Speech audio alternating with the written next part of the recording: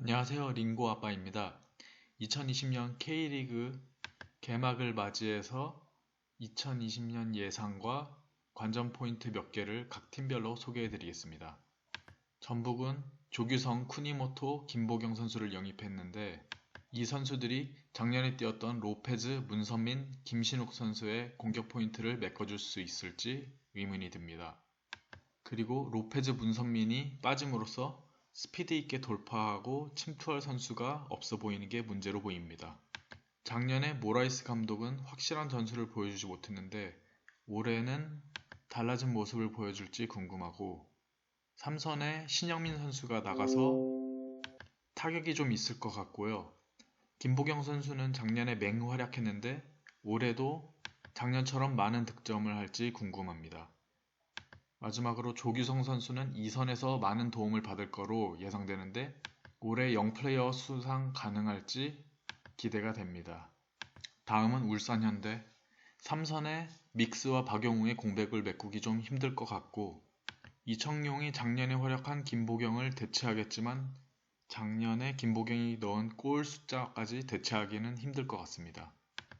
그리고 주니오가 잘 못하면 비온 존슨에게 의지해야 되는데 비온 존슨이 K리그에 잘 적응할지 의문이 들고 종종 나오는 김도훈 감독의 답답한 축구가 계속될지 의문이 듭니다. 그리고 U22 선수로 출전할 이상원, 박정인 선수가 또 30분 정도만 뛰고 매번 교체당할지 궁금해지고 윤빛가람 선수가 과거처럼 번뜩이는 플레이를 계속 보여줄 수 있을지 이런 부분이 관전 포인트인 것 같습니다. 다음은 서울입니다. 최용수 감독이 올해에는 좌우에 위치한 3백이 오버래핑을 하는 셰필드 유나이티드의 전술을 따라하려고 하는데 결국은 실패해서 그냥 안정적인 수비를 할 것으로 보입니다. 페시치 선수가 올해 중반 임대 복귀를 하는데 그 후에 박동진이 출전하면 공격이 좀 단조로워질 수 있고 아드리아노 선수가 박주영 선수를 잘 도와줄 수 있을지 궁금합니다. 서울은 미드필드진이 정말 단단해 보입니다. 그리고 수비진도 작년에 호흡을 맞춰서 조직력이 더 좋아졌을 거라고 예상되고 U22 선수들도 김주성, 윤종규, 김진야, 조영욱 등이 있어서 좋은 전력으로 보입니다. 그리고 선수들이 기성용 없이도 우승할 수 있다는 것을 증명할 수 있는 한 해가 될 것으로 보입니다. 다음은 포항입니다. 포항은 용병 4명을 믿고 가는 한 해입니다.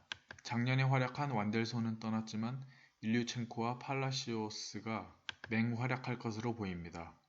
하지만 허용준, 심상민, 김용환이 상주로 입대하면 뎁스가 정말 얇아지는데 거의 싱글 스쿼드가 될 것으로 보입니다. 중앙수비가 조금 삐걱이면 권한규 선수도 중앙수비를 할 수 있어서 중앙수비는 어느 정도 버틸 것으로 보이고 올해는 어떤 유스 신인 선수들이 스텝업 할 수 있을지 궁금해지는 한 해가 될 것으로 보입니다. 다음은 대구입니다. 대구는 작년 주전 선수들이 거의 다 남아서 조직력과 호흡이 좋을 것으로 보이고 대한 신창무, 이진현 선수의 합류로 공격 옵션이 다양해졌습니다. 안드레 감독이 떠났는데도 대구가 잘하면 조광래 사장이 선수단을 잘 꾸린 것이고 그렇지 않으면 안드레 감독이 명감독이었다는 것이 보여지는 시즌이 될 것 같습니다. 그리고 감독 대행이 용병들을 어떻게 끌고 가는지에 따라서 상위 스플릿에 가냐 하위 스플릿으로 떨어지냐 그런 시즌이 될 것으로 보입니다. 다음은 강원입니다. 강원은 병수볼이 제대로 시작되는 시즌이라 처음부터 확실한 색깔이 나올 것으로 보이고 김승대, 고무열 등이 영입돼서 공격과 미드필드진은 거의 더블 스쿼드가 될 정도로 뎁스가 생겼습니다. 하지만 강원의 제일 문제는 뛰어난 언더 22 선수가 없고 이광현 골키퍼가 그래서 잘 버틸 수 있을지가 관건입니다. 강원을 상대하는 상대팀이 잘 대비를 못하면 강원은 계속 K리그에서 돌풍을 일으킬 확률이 높아 보입니다. 다음은 상주입니다. 상주는 이번 시즌 후에 어차피 강등이 확정되어서 동기부여가 잘 안 될 것으로 보입니다. 우승부 경기보다는 승이나 패가 많고 지고 있으면 따라가려는 동기부여가 부족할 것으로 보이고 8월에 전역자들이 또 나가면은 팀이 크게 흔들릴 것으로 보입니다. 선수 개개인을 보면은 하위 스플릿으로 갈 선수층은 아니지만 그래도 하위 스플릿으로 갈 것으로 보이고 U22 선수들이 얼마 전에 교통사고를 당해서 시즌 초반에 활용하기가 어렵고 그래서 슬로우 스타터가 될 것으로 보입니다. 다음은 수원입니다. 수원은 공격 옵션은 매우 다양하나 타가트를 도와줄 확실한 선수가 공격 1선, 1, 2선에서 없어 보입니다. 그리고 수비형 미드가 생각보다 약해서 힘든 시즌이 될 것 같고 이임생 감독이 확실한 전략을 보여주지 못하고 있기 때문에 그 점도 힘든 시즌이 될 것으로 보입니다. 또 수원은 코로나 사태가 진정되면 나중에 아시아 챔피언스 리그를 병행하는 스케줄인데 그 부분도 이번 시즌을 어렵게 할 것으로 보입니다. 다음은 성남입니다. 성남은 작년에는 수비하는 공격하는 수비 전략을 보여줬었는데 올해는 김남일 감독이 어떤 전략을 보여줄지 궁금합니다. 성남은 원래 질식 수비가 강점인데 새로운 김남일 감독은 공격에 집중하다가 결국 힘든 시즌이 될 것으로 보입니다. 하지만 경험 많은 중앙 미드 선수들 임선영, 권순영 같은 선수들이 영입돼서 그나마 좀 위안입니다. 성남은 올해도 확실하게 골을 넣어줄 공격수가 없는 것처럼 보이는데 J리그에서 돌아온 노장 양동현 선수 그리고 새로 영입한 토미 이스칸데로프 선수가 K리그 1부에서 경쟁력을 보여줄 수 있을지가 궁금합니다.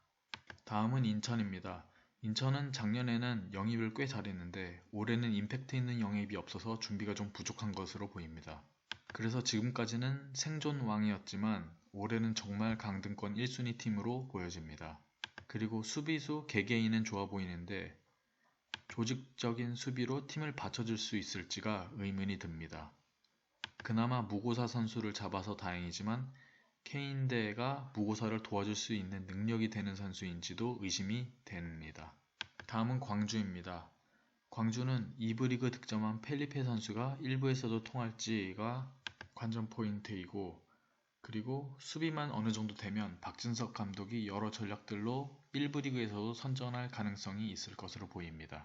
그리고 코스타리카 국대로 경험이 많은 마르코 우레냐의 영입은 매우 좋은 영입으로 보여집니다. 광주는 강등권은 피하고 K리그 1부 리그에서도 어느 정도 돌풍을 일으킬 수 있을 거로 예상이 됩니다. 다음은 부산입니다.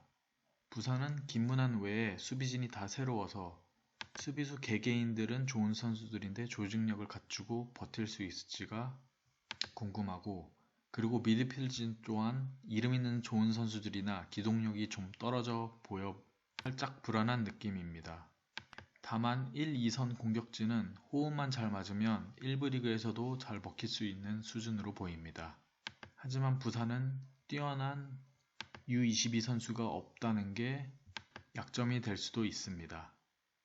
마지막으로 제가 올해 예상하는 순위는 1위부터 6위까지 상위 스플릿에 서울, 울산, 전북, 강원, 포항, 광주 순으로 그리고 하위 스플릿 7위부터 12위까지는 대구, 수원, 부산, 상주, 성남, 인천 순으로 시즌이 끝날 것으로 보입니다. 그래서 결국 상주와 인천이 강등될 것으로 보입니다. 감사합니다.